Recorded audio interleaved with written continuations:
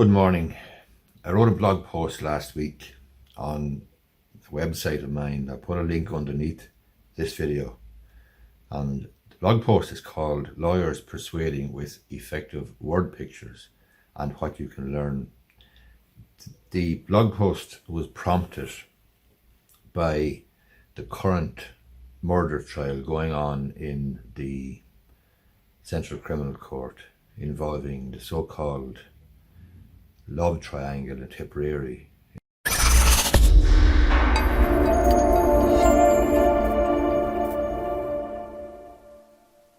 Involving the accused man is Patrick Quirk, and he's accused of murdering Bobby Ryan.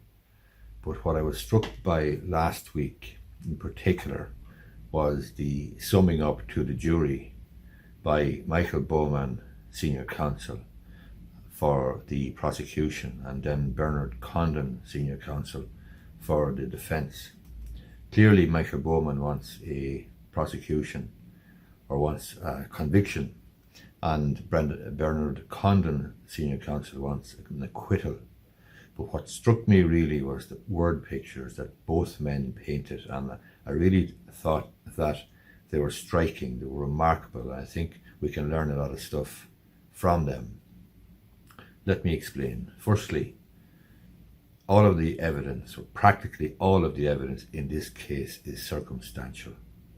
Now, circumstantial evidence, if you watch TV programs at all, US or UK TV programs, crime programs dealing with murder and solving crimes and so on and so forth, you'll have an idea that circumstantial evidence is seen as evidence that doesn't quite cut the mustard, isn't good enough to convict for murder anyway. However, Michael Bowman, Senior Counsel, he's prosecuting.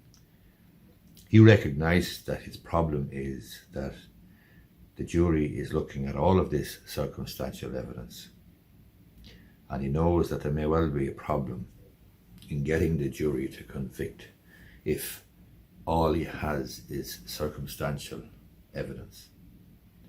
But Michael Bowman, last week or the week before, in speaking to the jury in his final summing up, he told them that the human condition can only tolerate so much coincidence before we shake our head and say, that is not coincidence, that is planned.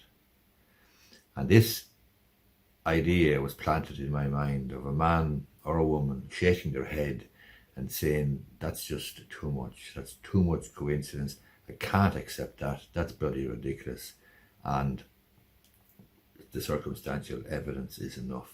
But the point I'm making is that he recognised the weakness in the prosecution case was the circumstantial evidence, that all of the evidence was practically circumstantial, and he tried to address this head on by drawing the jury's attention to it, not shying away from it, and basically saying, look, you can only tolerate so much coincidence, and after that then you must just shake your head, and as he said, the human condition can only tolerate so much coincidence before we shake our head and say, this is not coincidence. So he was actually feeling the jury's pain to a certain extent, but he was giving them a perfectly reasonable out. You can't be expected beyond a certain point to accept all of this circumstantial evidence and not convict. In other words, you just have to shake your head and say that's just not credible. He also then went on to paint the picture of the victim, Bobby Ryan, as a man living a quiet and peaceful and content life in a small village, a man who loved his job, a man who loved music, who loved to dance, who loved his girlfriend, and who very dearly loved his 2 children. And then he went on to say, who would take the life of such a man, to strip him naked of his worldly possessions and his dignity, and leave his body to decompose in a sealed chamber on a farm in Faunagowan. Again, we're talking about word pictures here. Again, we're talking about painting the victim as a man living a quiet, dignified life, who loved his children, and so on and so forth, notwithstanding the fact that he was in some sort of a relationship with the lady in question, this farmer lady, Mary, whatever her name is. Mary Lowry. So that's Michael Bowman, Senior Counsel. He's prosecuting and he's painting word pictures for the jury, and he's persuading them or telling them that circumstantial evidence isn't the best evidence, but nevertheless there does come a point in time when you have to just draw a line, shake your head and say, look, this is just too much. On the other hand, then you've got Bernard Condon, Senior Counsel for the jury, and he pointed to the difficulty or the imperfection in the circumstantial evidence. He warned that circumstantial evidence is not a shortcut to convict. Now everybody knows this. Everybody who ever watched a TV program dealing with a crime drama or whatever knows this. But Bernard Condon, Senior Counsel, goes a step further. He told the jury that when they looked at the evidence, they were taking a journey in the forensic equivalent to a train. He said, you were being invited by the prosecution to go to the last station on the line. It will be uphill and will twist and curve. And he said the prosecution should be able to bring them to the very last station on the journey with evidence as the fuel. If it isn't the sort of evidence that you yourself would be happy to be convicted on, if it is not grade A fuel, you will not get to the station at the top marked guilty. And he went on to say that Mr. Quirk was parked in a train station marked innocence, and it was up to the prosecution to move him out of it, and they had to do that with evidence. But he said there was a problem here because the evidence is thin. You will have to pass through several stops. You may go past suspicion station, likelihood station, and then probability station. But if you get there, you're in the wrong place for the conviction. In other words, you must be convinced beyond a reasonable doubt that the man is guilty of the charge of murder. So he's telling them that they can get past suspicion, they can get past likelihood, they can get past probability, but that's not enough. But this image of a train is fantastic, I think, because everybody understands what a train is, everybody understands what train stations is, and Bernard Condon, Senior Counsel, is actually giving the jury an out now. He's telling them they don't have to convict because they can go through suspicion, they can go through likelihood, they can go through probability. But if they don't get to the last station, which is marked beyond a reasonable doubt and guilty with grade A fuel, then they can't convict. The jury is still out. The jury is still deliberating, and it's the second day now, I think. They were deliberating yesterday. They are deliberating again today.